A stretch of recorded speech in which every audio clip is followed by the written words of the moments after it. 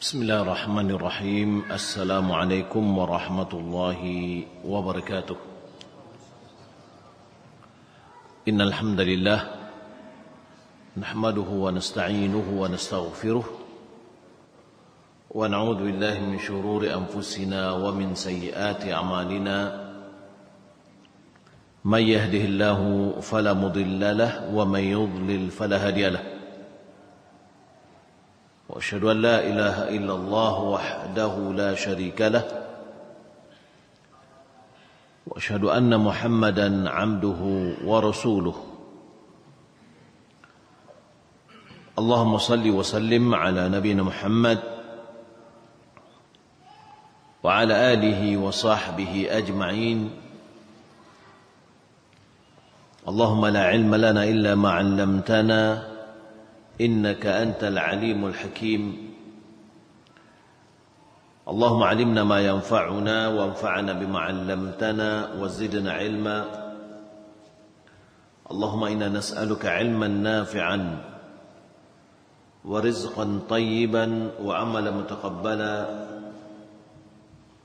اللهم لا سهل إلا ما جعلته سهلا وأنت تجعل الحزن إذا شئت سهلا.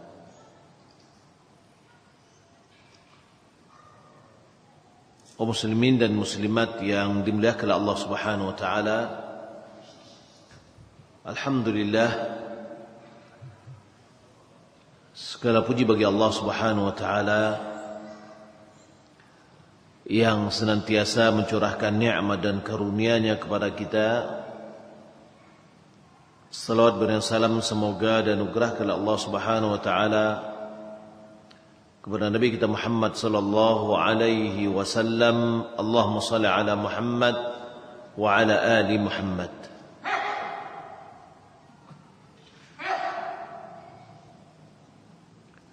Kita masuk ke pembahasan tentang zakat,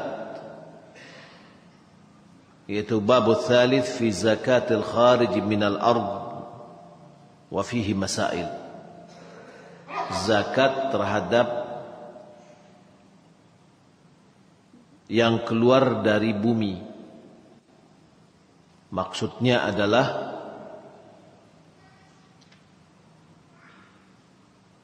tanaman.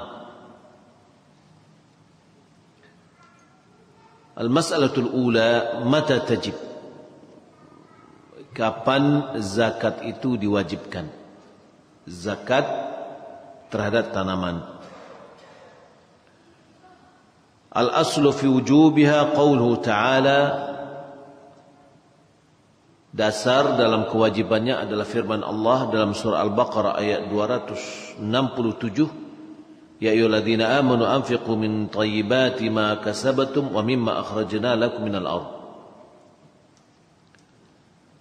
Hai orang-orang beriman, infakkanlah, tunaikanlah, ya, min thayyibati ma kasabatum, dari yang baik apa yang kalian raih.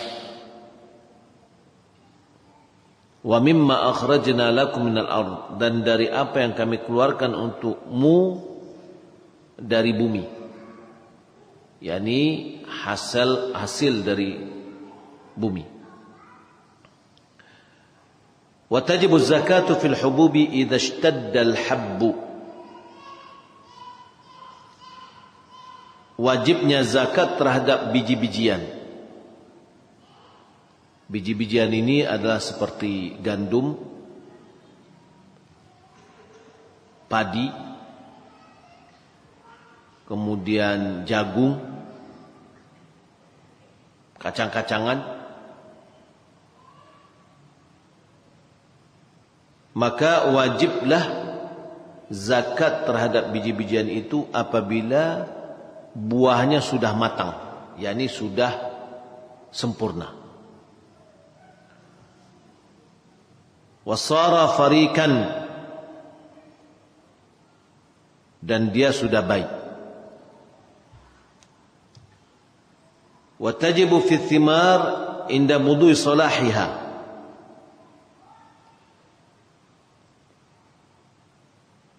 Diwajibkan zakat pada buah ketika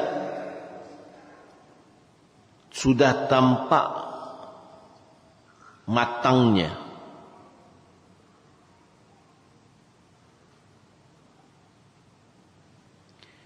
bihaythu tusbihu thamaran tayyiban yu'kal, di mana buah itu sudah menjadi buah yang layak untuk dimakan.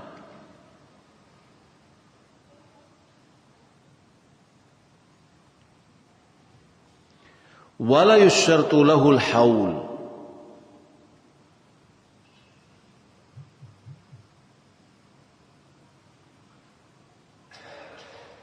tidak disyaratkan putaran tahun.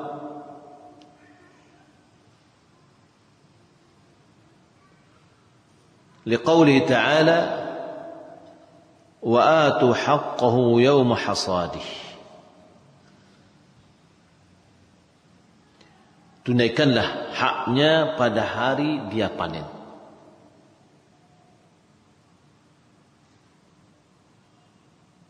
Jadi ada dua yang dizakatkan. Yang pertama adalah biji-bijian, yang kedua adalah buah-buahan, yang mana keduanya itu merupakan barang yang bisa disimpan dan itu menjadi makan pokok. Biji-bijian apabila dia sudah besar, yakni sudah layak untuk dipanen,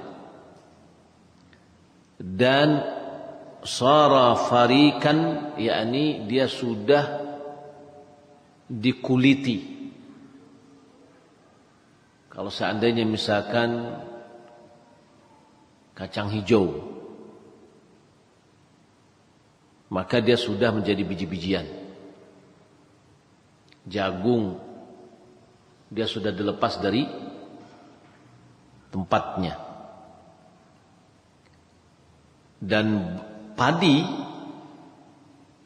hitungannya apabila sudah menjadi beras,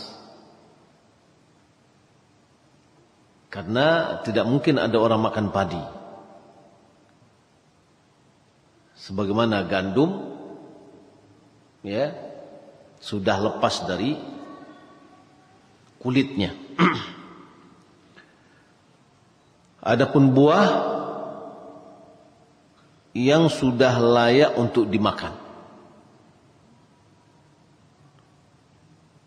fatajibu zakah fi kulli makilin muddakharin min al-hububi wath-thimar,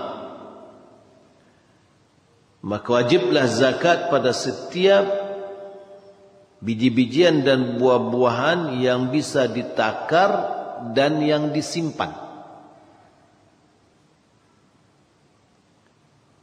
Kalhintah, wasyair, wadzurra, walaruz, wattamr, wazzabib. Seperti gandum hintah dan gandum syair, seperti jagung, beras atau padi, korma, dan zabib, kismis. Zabib ini asalnya apa? Asalnya anggur. Anggur, ya, baru dikeluarkan zakatnya apabila dia menjadi kismis. Karena anggur tidak bertahan, dia bisa membusuk. Tapi kismis setelah dia diolah menjadi kismis, anggur yang dikeringkan dengan sempurna, maka baru wajib untuk zakatnya. Wala tajibu fil fawakih wal khudrawat, tidak diwajibkan zakat di buah-buah segar yang tidak bertahan, ya, fawakih, yakni buah-buahan. Wal khudrawat, tidak juga di sayur mayur. Fal makil, yang jadikan takaran, ukuran yang bisa ditakar, liqauli Nabi sallallahu alaihi wasallam i'tabara tawsiq fihi wa huwa tahmid, yaitu yang bisa ditakar karena Nabi sallallahu alaihi wasallam jadikan tawsiq dalamnya, yaitu diisi, ya. Wal muddakhar ay liwujudil ma'na al munasib liijab az-zakat fihi. Kemudian syarat yang keduanya adalah muddakhar, yang bisa disimpan. Berarti ini ada bisa lebih tahan lama. Kita lihat jagung, beras. Kalau dia menjadi padi, dari padi itu lebih tahan lagi. Ya, orang dahulu menyimpan beras ini dalam bentuk padi dulu. Apalagi masih di dalam tangkainya. Sudah dituai, masukkan dalam kapuak, ya, masukkan lambung, kemudian dia atau rangking, lalu itu bertahan. Biasanya orang dulu berapa secukupnya diambil dari tangkainya itu, baru jemur, nanti setelah itu baru digiling, ya. So kalau dia sudah terkupas itu tidak bertahan lama juga. وعلى هذا فما لم يكن مكيلا ولا مدخرا من الحبوب والثمار فلا زكاة فيه. Berdasarkan ini, maka buah-buahan atau biji-bijian yang tidak bisa ditakar dengan takaran, atau istilah kita diliterin gitu ya, dan tidak juga bisa disimpan lama, maka tidak ada zakatnya. Berarti buah-buahan yang kita petik, mangga, ya, duren, kemudian ya yang lainlah yang bersifat buah-buahan,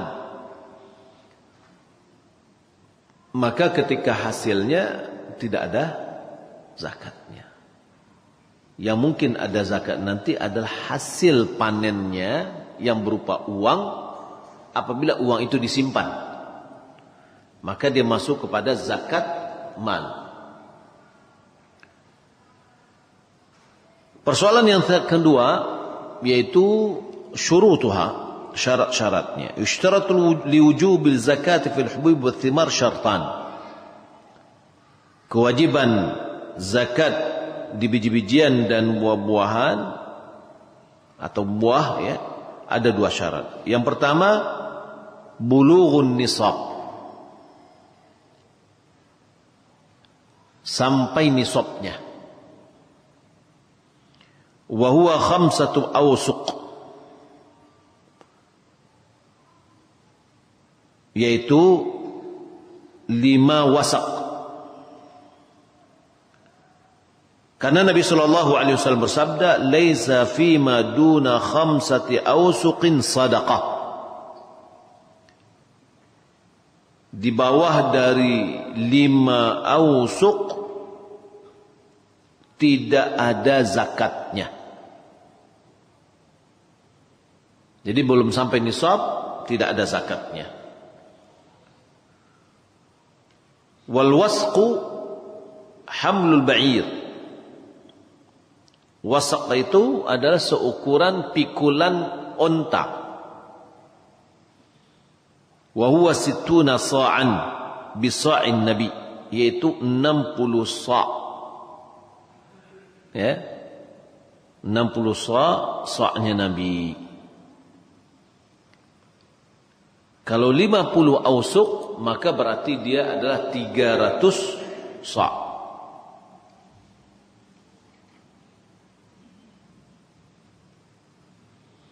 فيكون زينة النصاب بالبر الجيد. Kalau timbangan nisab ini dengan gandum yang baik, kalau ditakar 300 sa' tadi, maka kurang lebih sebanyak 612 kilogram. 612 kilogram. Dengan timbangannya bahwa satu sa' itu ukurannya 2,4. Namun tadi saya coba hitung, ya, 612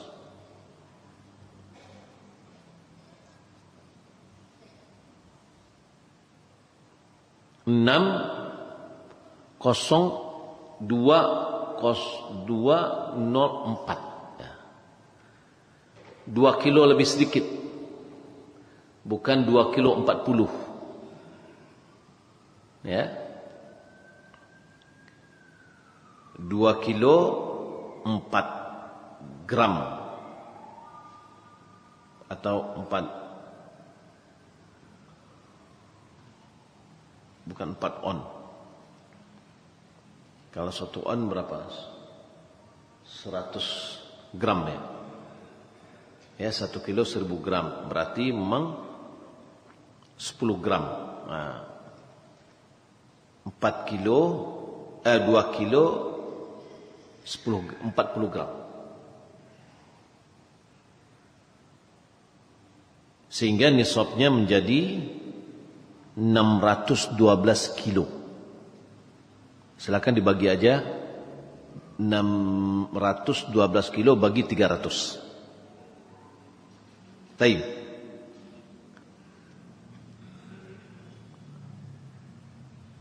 Kemudian yang kedua, ayyakuna nisab mamlukan lahu waqtu wujubiz zakah. Hendaklah nisab itu menjadi miliknya di waktu wajibnya zakat.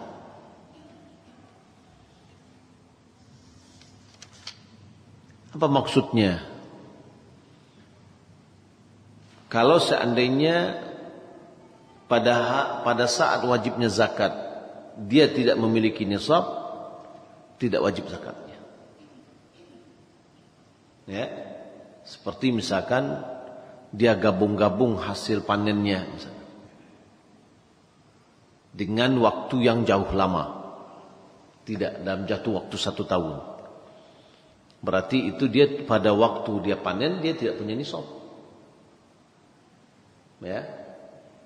Tapi kalau seandainya dalam satu panen walaupun berbeda waktu,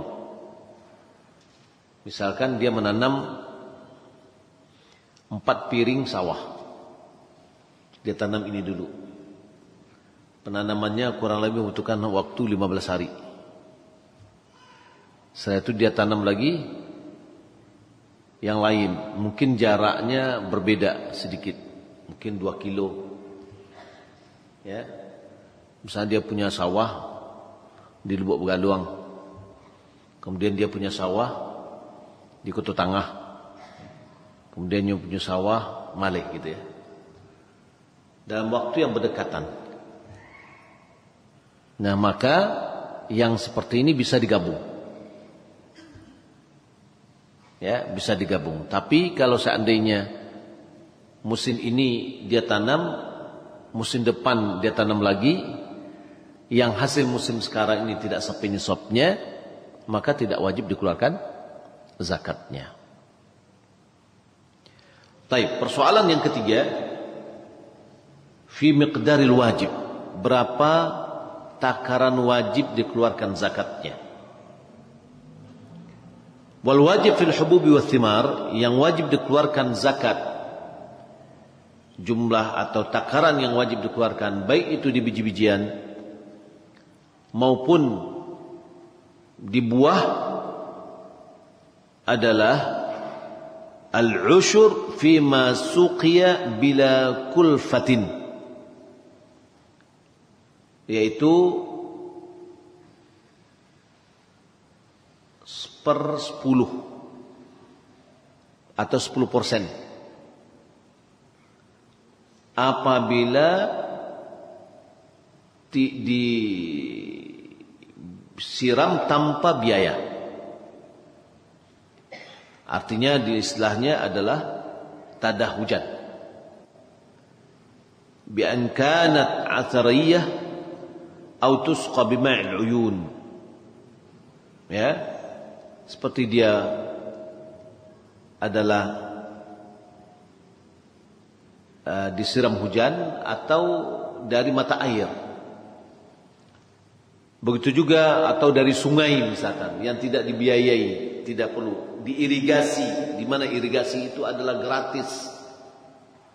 Artinya penyiramannya tidak membutuhkan kepada biaya. Maka dikeluarkanlah 1/10 atau 10%.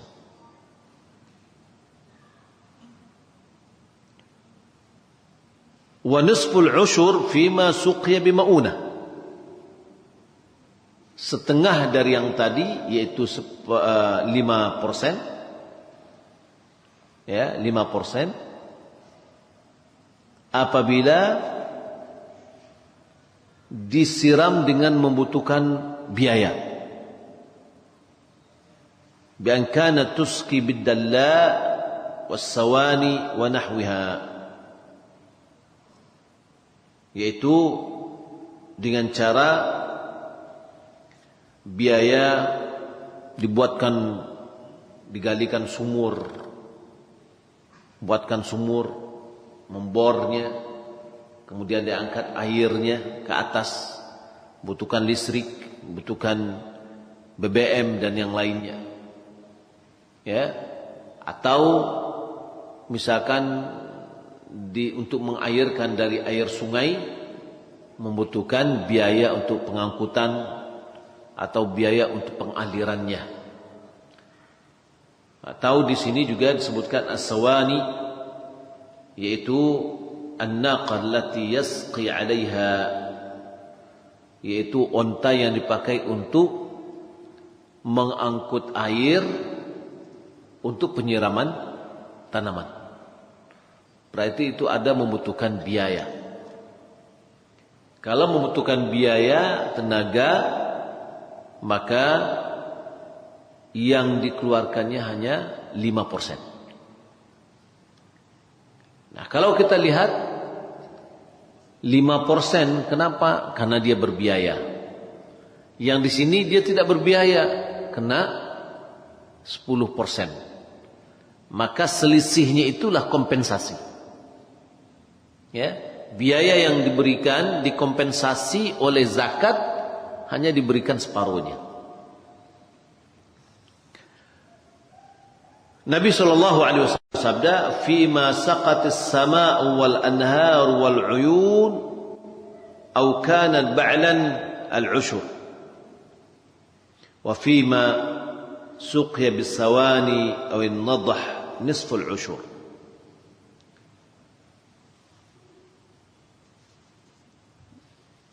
Tanaman yang disiram oleh tanah, oleh langit, yaitu hujan, ya, atau sungai, atau uyun, yakni mata air, maka itu dikasih 1/10 atau 10%. Dan yang disiram melalui biaya seperti dibutuhkan tenaga, onta dan yang lainnya, maka itu adalah setengah dari 1/10.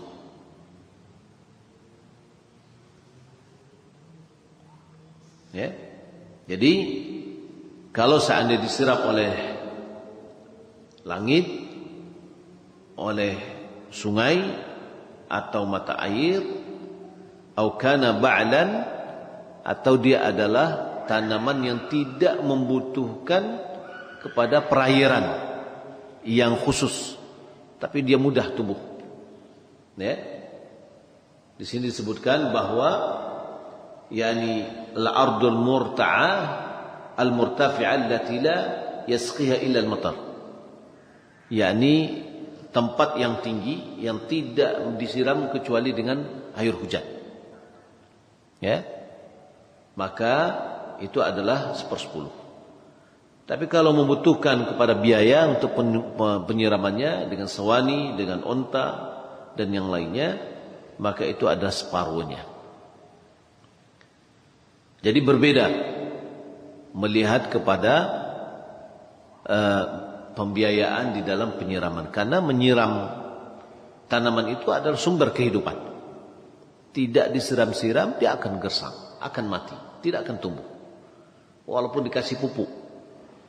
Kalau ada hujan, ada air, walaupun tidak dikasih pupuk, dia akan tetap juga bisa berbuah, akan tetapi tidak semaksimal kalau seandainya dikasih pupuk. Persoalan yang keempat,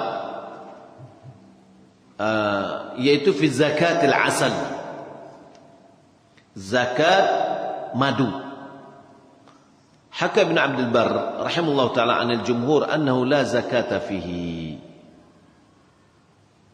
Ibn Abdul Barr meriwayatkan dari jumhur mayoritas ulama mengatakan bahwa tidak ada zakat di dalam madu. Seorang mengumpulkan madu di hutan, ya, maka tidak ada zakat. Wa huwal azhar. Inilah pendapat yang tampak, yang lebih kuat. Li'annahu laysa fil kitab wala fis sunnah dalilun sahihun sarihun ala wujubiha. Karena tidak ada dalam kitab, tidak juga dalam sunnah dalil yang sahih, yang konkret atas kewajibannya. Tidak ada. Wal aslu bara'atu dhimmati hatta yaquma dalilun 'ala al-wujub. Hukum asal dalam hal ini adalah tidak dibebani biaya, tidak dibebani suatu tanggung jawab sampai ada dalil yang menunjukkan akan kewajibannya. Namun tidak ada kewajiban atau tidak ada dalil dari kitab dan sunnah. Qala Imam Syafi'i rahimahullah ta'ala, al-hadits fi anna fil asal al-ushur dhaif. Imam Syafi'i mengatakan bahwa di dalam madu itu wajib dikeluarkan zakatnya 1/10, hadisnya adalah dhaif, hadisnya lemah. Wa fi ala yu'khadhu minhu, dalam sebuah hadis tidak akan diambil hadis zakatnya juga dhaif. Illa an Amr bin Abdul Aziz wa ikhtiyari annahu la yu'khadhu minhu lianna as-sunan wal athar thabitatun fima yu'khadhu minhu walaysa fi thabitun ka'annahu afu. yakni di dalam pandangan bahwasanya tidak perlu diambilkan zakat di sana karena tidak ada dalil-dalil baik sunnah-sunnah maupun athar-athar dalam mengambilnya, maka menjadi ini adalah dimaafkan, tidak perlu diambil zakatnya. Qala Ibnu Mundhir, "Laisa fi wujubi shadaqati fil 'asal khabarun yuthbit." Tidak ada di dalam kewajiban zakat di madu berita atau hadis yang bisa dipertahankan atau bisa dijadikan sebagai argumen. Maka di sini karena ada sebagian ulama memandang bahwa di madu pun harus ada zakatnya. Madu yang dikumpulkan. Terkadang ada orang mengumpulkan madu itu 1 ton misalkan, sekali panen.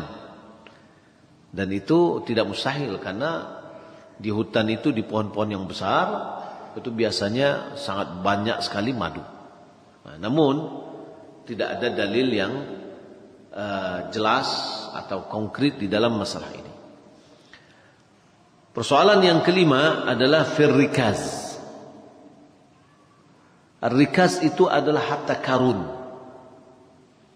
harta yang ditemukan. Ar-rikas wa ma wujida min dafa'inil jahiliyah, dhahaban aw fiddatan aw ghairihima mimma alaihi alamatul kufri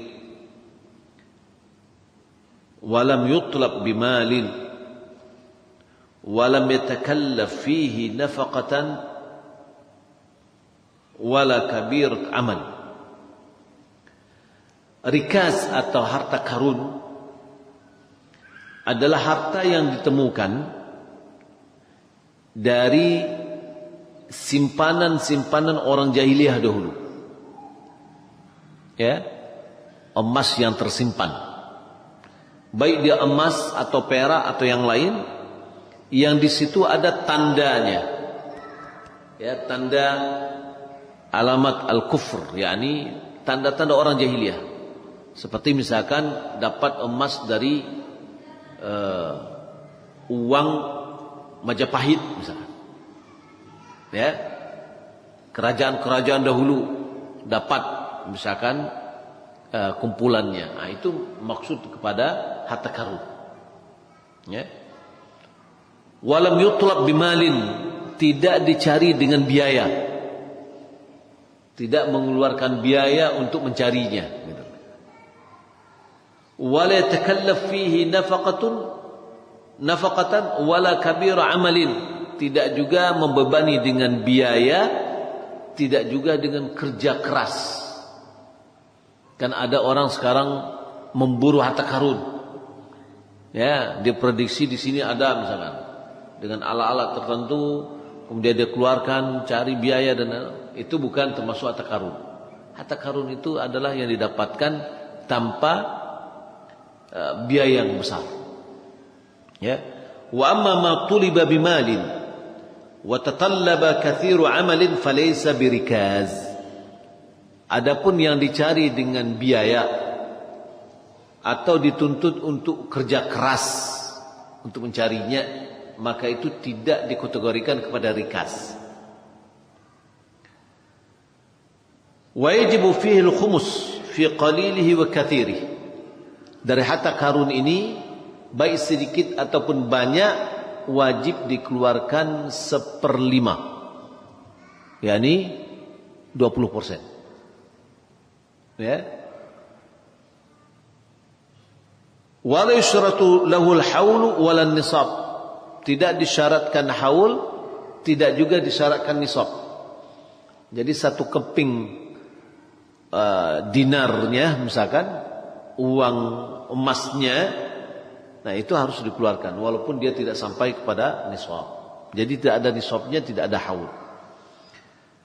Berdasarkan keumuman hadis Nabi sallallahu alaihi wasallam, wa fir rikazil khumus, di dalam rikaz ini, ya, harta karun ada 1/5, ya. Wa huwa fi fai yusrafu fi masalih al-muslimin 'amah. Dan ini adalah pendapatan yang akan dibelanjakan untuk kemaslahatan kaum muslimin secara umum. Wa la yushratu an yakuna min malin muayyanin fa sa'in kana min dhahab wal fidda wa ghairi. Dan tidak disyaratkan dari harta tertentu. Ya, baik itu dia emas atau perak atau yang lainnya. Pokoknya ada barang yang berharga. Ya, barang yang berharga, maka itu dikeluarkan zakatnya. Wa yu'rafu kaunu min dafa'in al-jahiliyah biwujudi alamat al-kufri alaih ka kitabati asma'ihim wa naqshi suwarihim wa nahwi dzalika min alamat. Diketahui bahwasanya ini adalah dari timbunan-timbunan orang jahiliyah. Hal ini diketahui dengan cara adanya tanda atau stempel di situ atau bentuk cetakannya. Yang di situ ada cetakan kufur yang dulu sejak zaman-zaman dahulu sebelum Islam. Ya. Seperti tulisan nama-nama, ya, atau ukiran gambar dan yang lainnya. Dan itu adalah bagian dari bentuk tanda-tanda. Inilah yang dinamakan dengan harta harta karun, ya. Wa ammal ma'din, adapun barang tambang, emas yang ditambang, perak ditambang, minyak, batu bara dan yang lainnya. Fawa kullu ma tawallada min al-ardi min ghairi jinsiha laysa nabatan sawa'an kana jariyan كالنفط والقار أو جامدا كالحديد والنحاس والذهب والفضة والزئبق فتجب به الزكاة بإجماع كما سبق لعموم النصوص الواردة في وجوب الزكاة في الخارج من الأرض. Adapun hasil tambang yang mana setiap yang keluar dari bumi, ya, yang bukan dari jenisnya, yakni bukan dari apa tadi, tumbuh-tumbuhan, ya, laisa nabatan, bukan dari tumbuh-tumbuhan, sawa'an akana jarian, baik itu yang bersifat cair, mengalir, ya, seperti minyak atau gas, ya, atau jamidan, baik itu bersifat padat, ya, seperti besi, tembaga, emas, perak dan yang lainnya, maka wajib dikeluarkan zakatnya sepakat ulama, ya. Hasil tambang itu wajib dikeluarkan zakatnya, karena ini masuk kepada keumuman nas yang datang, perintah untuk wajib mengeluarkan zakat dari apa yang keluar dari bumi, apa yang dihasilkan dari bumi, ya.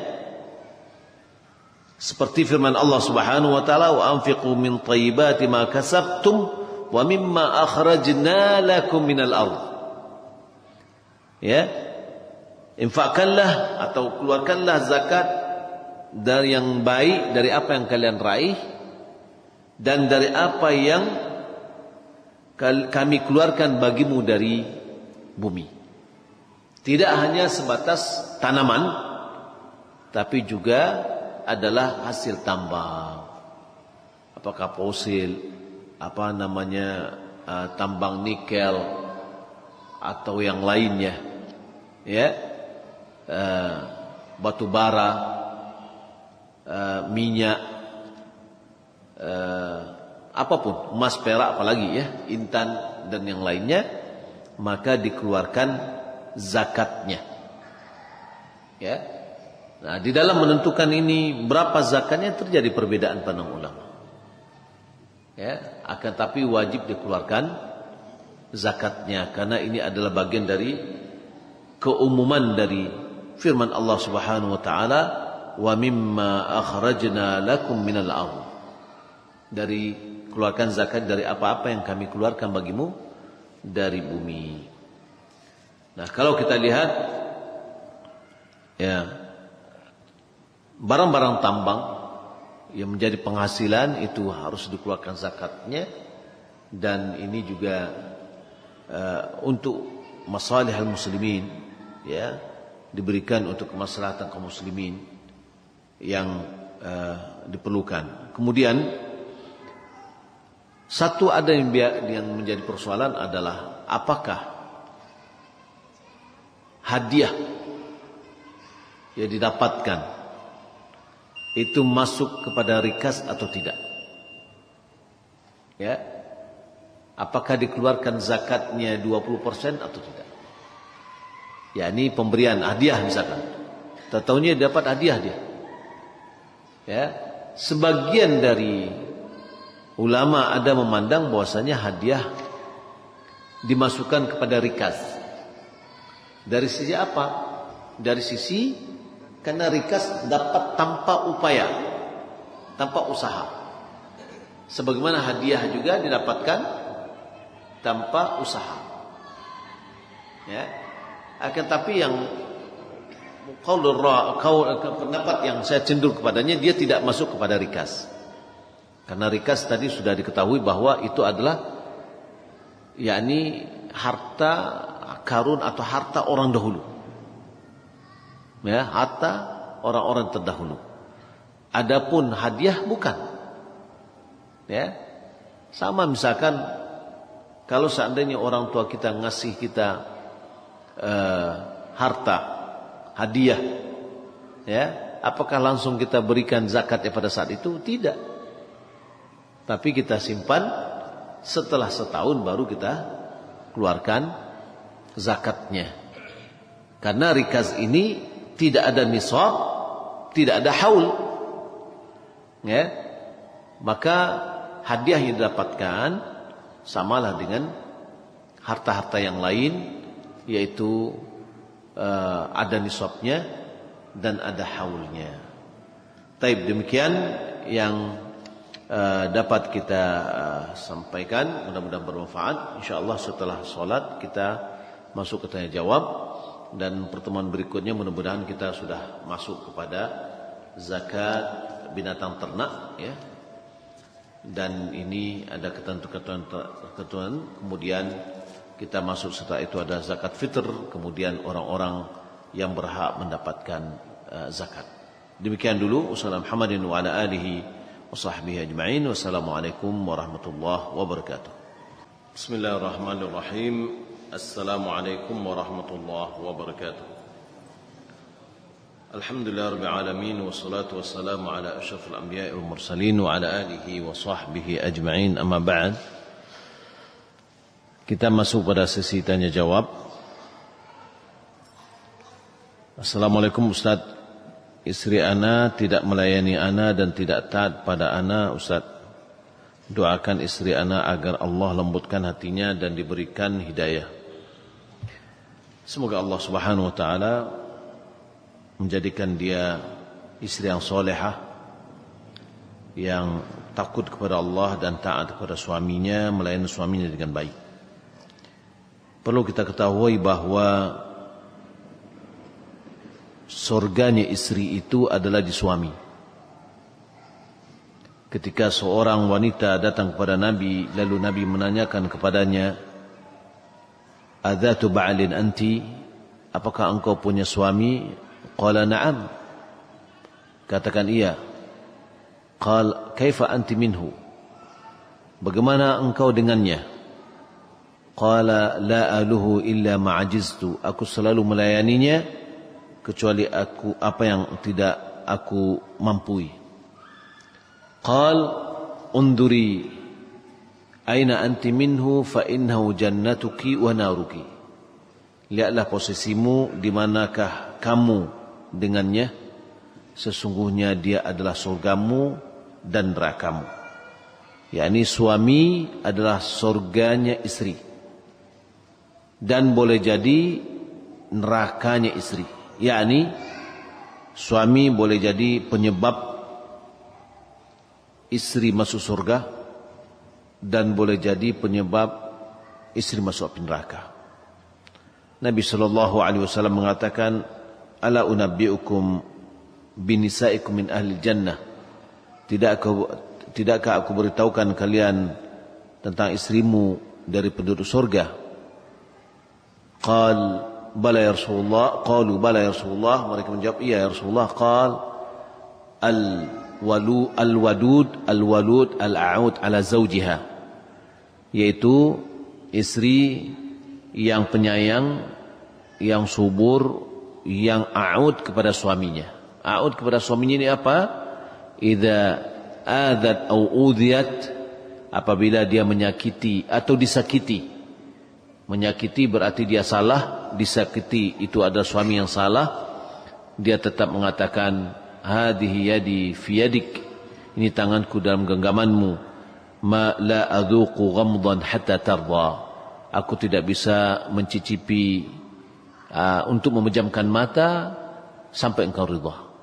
Yani istri yang selalu mencari keridhaan suami, maka inilah tanda istri yang masuk ke dalam surga. Wallahu alam. InsyaAllah nenek dan ibu saya akhir tahun ini pergi umrah. Apakah boleh umrah tanpa mahram laki-laki karena keduanya belum pernah umrah dan dana cuma bisa untuk dua mereka dan beliau sangat ingin pergi keduanya. Bersafar tidak hanya umrah saja. Bersafar, hukum bersafar seorang perempuan tidaklah dengan mahramnya. La yahillu limra'atin tusafir yawman wa layla illa ma'adhi mahram. Tidak halal bagi seorang perempuan untuk bersafar satu siang dan satu malam kecuali dengan mahramnya. Maka Syekh bin Baz memberikan jawaban ketika beliau ditanya tentang yang umrah atau haji tanpa mahram. Beliau mengatakan haji atau umrahnya diterima, tapi dia berdosa karena bersafar tanpa mahram.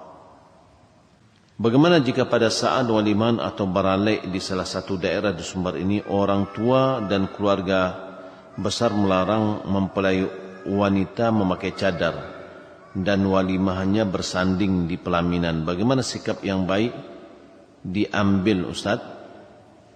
Yang pertama, kita dalam kondisi itu tidak punya kuasa. Karena dalam kondisi itu adalah kita di bawah kekuasaan orang tua kita. Dalam permasalahan ini, masalah cadar, kalau seandainya cadar terjadi perbedaan pandang ulama dalam masalah cadar. Ya. Ada yang mengatakan cadar itu adalah wajib, ada yang afdal.